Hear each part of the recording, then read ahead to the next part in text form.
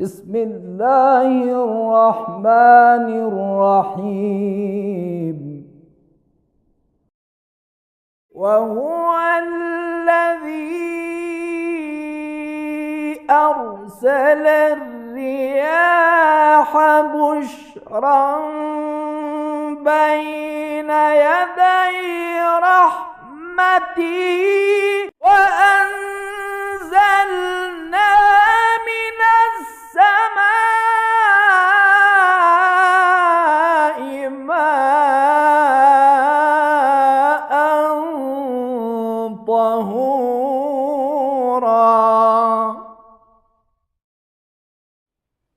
अऊज़ु बिल्लाहि मिनश्शैतानिर्रजीम। बिस्मिल्लाहिर्रहमानिर्रहीम। अल्हम्दुलिल्लाहि रब्बिल आलमीन वस्सलातु वस्सलामु अला अशरफिल अंबियाइ वल मुरसलीन व आलिहि तय्यबीन अत्ताहिरीन। अम्मा बाद। प्यारे दोस्तों और भाइयों, आप सबको मेरा प्यार भरा सलाम। जैसा कि आप लोग जानते हैं, हम अपने इस प्रोग्राम में अहकाम पर आधारित विषय पर बातचीत कर रहे हैं। हमने अपने पिछले कुछ प्रोग्राम्स में इस बात को या इस अध्याय को आरंभ किया था कि वो कौन सी ऐसी चीज़ें हैं जो किसी चीज़ को पवित्र कर सकती हैं, जिसमें हमने आपके सामने 10 चीज़ों का नाम बयान किया था और कहा यह था कि ये वो चीज़ें हैं जो अपवित्र को अपनी ख़ास या अपनी विशेष शर्तों के साथ पवित्र कर सकती हैं। और हमने उसी प्रोग्राम में आपसे ये वादा किया था कि हम इन सब के बारे में आपके सामने विस्तृत रूप से बातचीत करेंगे। सबसे पहली चीज़ जो किसी चीज़ को पवित्र कर सकती थी वो थी पानी, जिसके बारे में हमने अपने पिछले प्रोग्राम्स में विस्तृत रूप से बातचीत की और उस प्रोग्राम में हमने अपने दर्शकों की तरफ से पूछे जाने वाले कुछ प्रश्नों के उत्तर भी दिए। उसके बाद पानी के बाद जो चीज़ किसी चीज़ को पवित्र कर सकती है वो आती है, उसके बाद जो नंबर आता है वो ज़मीन या धरती का नंबर आता है। धरती भी उन 10 चीज़ों में से है जो किसी चीज़ को पवित्र कर सकती है, लेकिन अपनी कुछ शर्तों के साथ। बल्कि ये अगर यूँ कह दिया जाए या शब्द बदल कर यूँ कह दिया जाए कि धरती कुछ ही ऐसी चीज़ें हैं जिनको पवित्र कर सकती है, लेकिन अपनी विशेष शर्तों के साथ। वो कौन सी ऐसी चीज़ें हैं जिनको एक धरती या ज़मीन पवित्र कर सकती है? उसमें सबसे पहली चीज़ जिसको धरती पवित्र कर सकती है वो है पैरों का तलवा।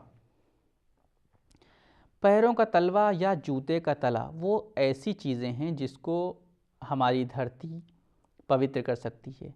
अगर कोई इंसान किसी जगह पर चल रहा था, चलते चलते उसका पैर या उसका जूता किसी अपवित्रता पर पड़ गया, किसी नजासत पर पड़ जाता है, तो अगर उसके बाद वो ज़मीन पर चलता रहे और चलते चलते वो अपवित्रता दूर हो जाए, वो नजासत हट जाए, तो ज़मीन उसको पवित्र कर देगी। इसको पवित्र होना कहा जाएगा। लेकिन इसमें ध्यान देने वाली चीज़ ये है कि जिस धरती पर वो चल रहा है वो धरती किस प्रकार की हो, या जिस समय नजासत लगी है वो कैसे हो।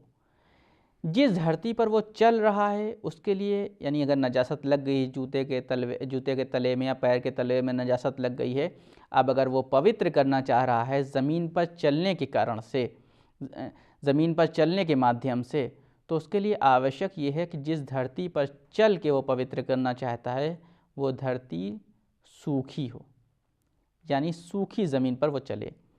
दूसरी चीज़ ये है कि ज़मीन गीली ना हो। वही उसी का मामला समझ में आ जाता है कि जब हमने कह दिया सूखी हो, इसका मतलब वो गीली ना हो। और दूसरी बात ये है कि ज़मीन स्वयं पवित्र हो। यानी क्या, अगर ज़मीन अपवित्र है तो वो किसी अपवित्र को पवित्र नहीं कर पाएगी। ज़मीन का स्वयं पवित्र होना आवश्यक है।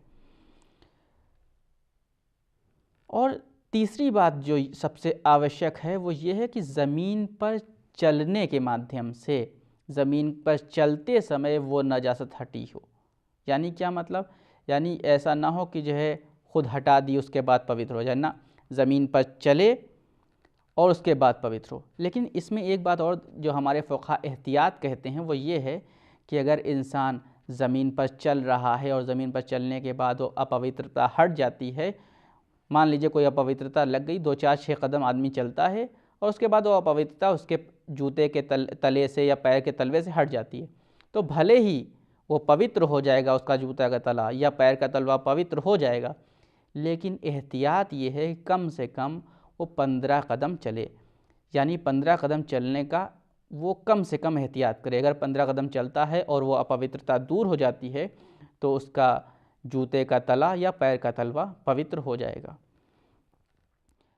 أنت إلهي أوسع فضلا وأعظم حلما من أن تقايسني بفعلي وخطيئتي। और इसी में जो चीज़ ध्यान देने वाली है, कौन सी ज़मीन ऐसी है जो पवित्र कर सकती है? क्या हर ज़मीन का? नहीं, ज़मीन वो पवित्र कर सकती है जिसको ज़मीन कहा जाए, जैसे रेत, खाक, मिट्टी, पत्थर, या जिसको हम ईंटों की ज़मीन या खड़ंजा टाइप कहते हैं, इस तरह की ज़मीन जो होती है वो दूसरी चीज़ों को पवित्र कर सकती है, वो जूते के तले को या पैर के तलवे को पवित्र कर सकती है। लेकिन अगर ज़मीन मान लीजिए डामर की हो या मोज़ाइक बिछा हो उसके ऊपर, या ऐसी ज़मीन हो जिसके ऊपर लकड़ी का फ़र्श लगा दिया गया हो या उसके ऊपर फ़र्श बिछा हो, कालीन बिछी हो, इस तरह की चीज़ें हों, अगर इस तरह की चीज़ है तो वो ज़मीन उस जूते के तले या पैर के तलवे को पवित्र नहीं कर सकेगी। और उसमें एक बात और ध्यान देने वाली है कि अगर हम जिस समय ज़मीन पर चल रहे हैं तो ज़मीन ज़मीन कही जाए, ऐसा ना हो कि घास से पुर मैदान हो। अगर उसमें घास ही घास लगी हुई है तो इसको ज़मीन पर चलना नहीं कहा जाएगा। और अगर घास के ऊपर चलने से अपवित्रता हट जाती है तो भले ही वो स्वच्छ हो जाएगा पैर, वो जूता स्वच्छ हो सकता है, उसका पैर का तलवा स्वच्छ हो सकता है, लेकिन पवित्र इस्लाम की निगाह में उसको नहीं कहा जाएगा, बल्कि आवश्यक ये है कि ज़मीन पर चले। लेकिन यहाँ पर एक बात जो ध्यान देने वाली वो ये है कि कभी कभी ऐसा होता है कि हम जिस ज़मीन पर चल रहे होते हैं उसमें घास मिट्टी होती है, लेकिन घास बहुत कम है। अगर घास बहुत कम हो, इतनी हो कि उसका होना या ना होना बराबर कहा जाए, तो जो है उसका होना या ना होना कोई असर नहीं करेगा, कोई प्रभाव नहीं डालेगा, बल्कि उसके ऊपर चलने से भी ये चीज़ें पवित्र हो सकती हैं। इसी से एक बात जो है वो ये समझ में आती है कि धरती कुछ चीज़ें ऐसी हैं जिनको पवित्र नहीं कर सकती है, जिसके बारे में हम समझते हैं कि शायद धरती इनको भी पवित्र करे। जब हम ये सुनते हैं कि पैरों के तलवे या जूते के तले को धरती पवित्र कर सकती है, तो बहुत से लोगों के प्रश्न में, दिमाग में ये भी प्रश्न उठता है कि कभी कभी ऐसा होता है, कुछ अपाहिज लोग होते हैं जो अपने हाथों या अपने पैरों या घुटनों के बल चलते हैं। ईश्वर ने उनको हाथ पैर नहीं दिए हैं, किसी कारणवश उनके हाथ पैर चले गए हैं, अब वो इस पर चलते हैं।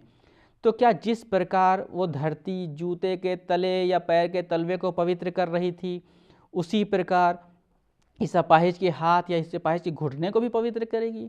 तो हमारे फ़ुक़हा ये कहते हैं कि नहीं, ये धरती उस अपाहिज के घुटने या उस अपाहिज के हाथ को पवित्र नहीं कर सकती है। अगर वो अपवित्र हो गया है तो उसको पवित्र करने के लिए पानी या किसी और चीज़ का सहारा लेना आवश्यक है। और एक और चीज़ जिसको नहीं पवित्र कर सकती है, जब हम कहते हैं जूते के तला या पैर का तलवा, तो ये भी हमारे लोगों के दिमाग में उठता है कि जिस प्रकार इंसान जूते पहनते हैं या इंसान के पैर होते हैं, उसी प्रकार हमारे जानवरों चौपाई के भी पैर होते हैं। जिस प्रकार हम जूते पहनते हैं उसी प्रकार घोड़ों में नाल लगाई जाती है। तो क्या जिस तरह धरती हमारे तलवे या हमारे जूते को पवित्र कर सकती थी, तो क्या उसी प्रकार घोड़ों की लगी हुई नालों को भी पवित्र कर सकती है? तो हमारे फ़ुक़हा कहते हैं नहीं, घोड़ों के पैरों में या चरपायों के पैरों में लगी हुई नालों को धरती पर चलने से पवित्र नहीं किया जा सकता है।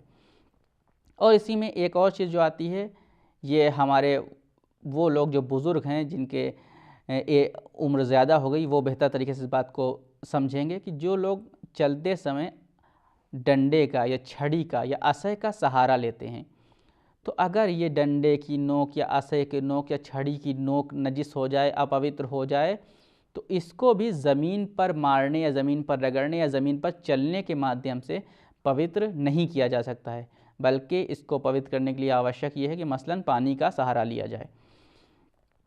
और इसी में मोज़े, जैसे कभी कभी होता है कि अगर हम जूते नहीं पहने, मोज़े पहने हुए हैं, तो क्या मोज़ा पवित्र हो जाएगा चलने के माध्यम से? तो कहते हैं नहीं, मोज़ा पवित्र नहीं हो सकता।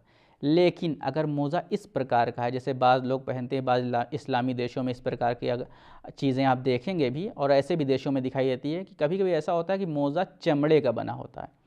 अगर मोज़ा चमड़े का बना हुआ है तो अगर उसका तला नजिस हो जाता है या पवित्र हो जाता है तो वो ज़मीन पर चलने के माध्यम से उसको पवित्र किया जा सकता है। लेकिन अगर आम मोज़ा है, कॉटन का मोज़ा है या किसी और चीज़ का मोज़ा है, तो उसको ज़मीन पर चलने से पवित्र नहीं किया जा सकता है। और एक इसी में एक बात और भी आती है कि वो लोग जिनका एक पैर कटा हुआ है या दोनों पैर कटे हुए हैं, उन्होंने आर्टिफिशियल पैर लगवा रखा है, नकली पैर लगा हुआ है, उन नकली पैरों के ऊपर चलते हैं, चलते बिल्कुल ऐसे ही जैसे आम इंसान अपने पैरों पर चलता है, लेकिन उनके पैर नकली हैं। तो क्या ये धरती उन नकली पैरों को, उन आर्टिफिशियल पैरों को भी पवित्र करेगी चलने के माध्यम से? तो हमारे फ़ुक़हा यहाँ पर कहते हैं नहीं, धरती आर्टिफिशियल पैरों को या नकली पैरों को चलने के माध्यम से पवित्र नहीं कर सकती है। इसको पवित्र करने के लिए पानी जैसी चीज़ों का सहारा लेना आवश्यक है। एक और चीज़ जिसके बारे में अक्सर लोग सोचते हैं और प्रश्न भी करते हैं कि कभी कभी होता है हमारी बाइक, हमारी गाड़ी या ट्रक वगैरह के टायर किसी अपवित्रता पर पड़ने के कारण नजिस हो जाते हैं। तो क्या अगर ये टायर ज़मीन पर चलें, गाड़ी और चलाई जाए और धीरे धीरे वो अपवित्रता हट जाए, तो क्या टायर पवित्र हो जाएंगे? तो हमारे फ़ुक़हा के बारे में दो अलग अलग प्रकार के फ़तवे देखने में मिलते हैं। हमारे कुछ फ़ुक़हा वो हैं, हमारे कुछ सम्मानीय फ़ुक़हा वो हैं जो कहते हैं कि नहीं, टायरों को ज़मीन पवित्र नहीं कर सकती, उसको पवित्र करने के लिए पानी जैसी चीज़ों का सहारा लेना आवश्यक है। लेकिन हमारे कुछ दूसरे सम्मानीय फ़ुक़हा ऐसे हैं जो कहते हैं नहीं, टायर जैसी चीज़ें जो होती हैं उनको धरती पवित्र कर सकती है अगर उनको उसकी विशेष शर्तों के साथ उसके ऊपर चलाया जाए, जैसे कि धरती सूखी हो, धरती पवित्र हो, उस पर घास फूस ना हो। अगर इस प्रकार की शर्तें पूरी पाई जाती हैं तो अगर उस गाड़ी को उसके ऊपर चलाया जा रहा है तो पवित्र कर सकती है। इसलिए हमारा निवेदन है अपने प्रिय दर्शकों से कि इसके मामले में अपने उस फ़क़ीह का मसला अवश्य देखें, अपने उस फ़क़ीह का मसला अवश्य देखें जिसकी आप तक़लीद कर रहे हैं। तो ये वो चीज़ें थीं जिनको धरती पवित्र कर सकती थी या धरती उन चीज़ों को पवित्र नहीं कर सकती थी। तो ये दो चीज़ें हो गई जिनके बारे में हमने आपको तकरीबन काफ़ी हद तक विस्तृत रूप से बयान कर दिया कि पानी किन चीज़ों को किन शर्तों के साथ पवित्र कर सकता है, धरती किन चीज़ों को किन शर्तों के साथ पवित्र कर सकती है और किन चीज़ों को पवित्र नहीं कर सकती है। इसके बारे में अगर आपके जहन में और भी कोई प्रश्न उठते हैं तो हमसे अवश्य पूछिए, हम उसका इंशाअल्लाह उत्तर अवश्य देंगे। उसके बाद इन दो चीज़ों के बाद जिस चीज़ का नंबर आता है, जो चीज़ किसी अपवित्र को पवित्र कर सकती है, उसमें तीसरा नंबर सूरज या सूर्य का है। सूरज या सूर्य भी कुछ चीज़ों को कुछ शर्तों के साथ पवित्र कर सकता है। सूरज किन चीज़ों को पवित्र कर सकता है? सूरज इमारतों को पवित्र कर सकता है, घरों को पवित्र कर सकता है, और वो चीज़ें जो उसके अंदर लगी हुई हैं जैसे खिड़की और दरवाजे और इस प्रकार की चीज़ें, इन चीज़ों को सूरज पवित्र कर सकता है। इसी प्रकार ज़मीन को सूरज पवित्र कर सकता है। अगर ज़मीन नजिस हो गई है और नजासत हट जाए तो सूरज के बाद वो पवित्र हो सकती है, लेकिन विशेष शर्तें हैं जिसको हम अपने इसी प्रोग्राम में इंशाल्लाह आगे ज़रूर बयान करेंगे, या अगर इस प्रोग्राम में हम इस मसले तक ना पहुंच सके तो अगले प्रोग्राम में हम इसके बारे में बातचीत करेंगे। और तीसरी चीज़ जिसको सूरज या सूर्य पवित्र कर सकता है वो है पेड़, दरख्त, घास फूस, इस प्रकार की चीज़ें अगर अपवित्र हो जाती हैं तो सूरज उसको पवित्र कर सकता है। इसके बारे में कुछ विशेष प्रकार की शर्तें हैं, विशेष शर्तों के साथ सूर्य पवित्र कर सकता है। इन शर्तों को इंशाअल्लाह हम अपने अगले प्रोग्राम में बयान करेंगे। अब सारांश में हम आपको सिर्फ ये बता सकते हैं कि हमने अपने इस प्रोग्राम में पानी से संबंधित कुछ मसलों के बारे में बातचीत की और ये बताया कि ज़मीन किस चीज़ को कैसे पवित्र कर सकती है। और हमने इस प्रोग्राम के अंत में शुरू किया था सूरज के बारे में बातचीत को अपनी आरंभ किया था। इसी बातचीत को हम अपने अगले प्रोग्राम में आगे बढ़ाएंगे। तब तक के लिए वस्सलामु अलैकुम वरहमतुल्लाहि वबरकातुहू।